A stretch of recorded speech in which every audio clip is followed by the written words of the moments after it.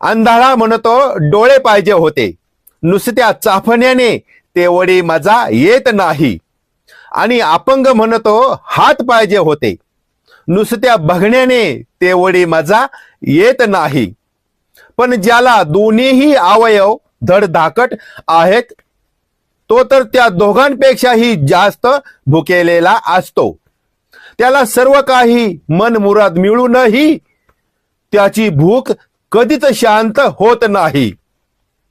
कदाचित त्या आंधळ्या पांगळ्यांना त्यांच्या कर्माची सजा मिळालेली असेल.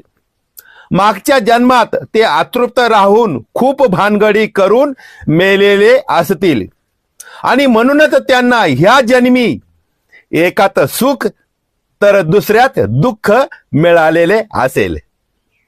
जो कोणी त्या विषयाच्या जास्त नादी लागतो तो लवकर संपतो आणि अतृप्त राहिल्याने पुढच्या जन्मी अंधळा किंवा पांगळा होऊन जन्माला येतो आणि दुःखाचा भागीदार होतो.